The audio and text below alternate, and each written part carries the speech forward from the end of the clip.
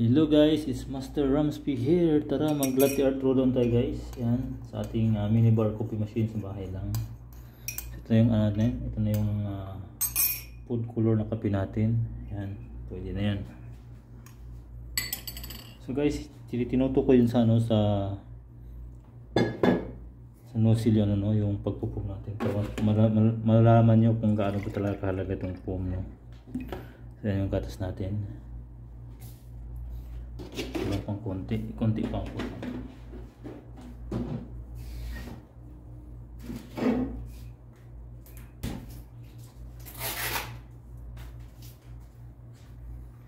So yung sa gatas guys, kailangan hindi siya lalagpas sa linya na yan.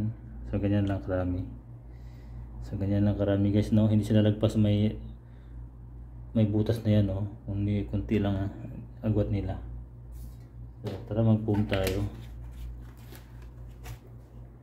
Maganda yung machine natin guys. Ang lakas. May 4 power horse siya sa ating nozzle dito. Ito yung tinatawag na 4 power horse, no? Pag 4 power horse, tapos pang commercial machine siya, pang business na yan. Pwede na yung pang business natin. Pag pang home lang, hindi ba pwede yun.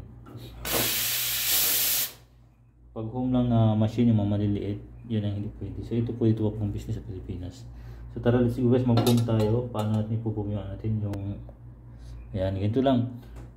Ilagay mo ulit sa unahan yung gatas, huwag mong isagad sa dulo para siya mag-create siya ng foam, at saka ilagay mo na sa gilid para iikot yung gatas dyan sa nozzle niya, no? So tara, let's go.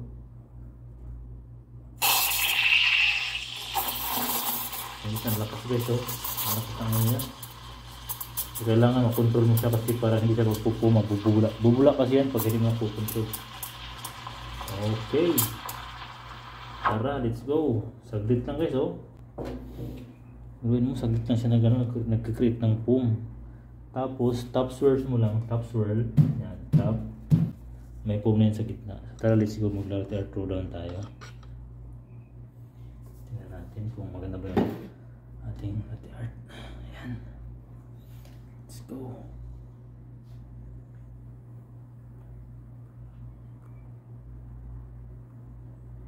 Ang maganda guys, napakalinis, oh, ganda.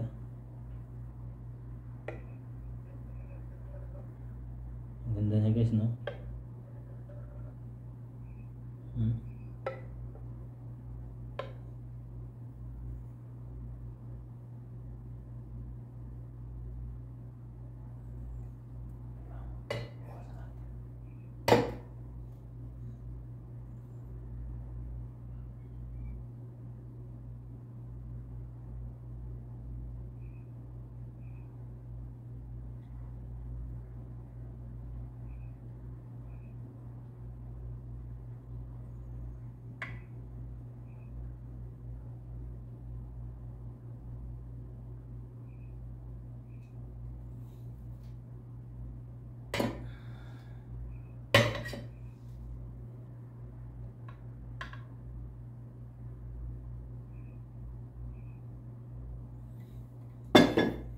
So yan na guys, na nag-atin guys, no? So yan, nagawa natin siya kasi maganda yung foam niya, pero yung ulo niya hindi gano'n nakuha. At least meron tayong unicorn.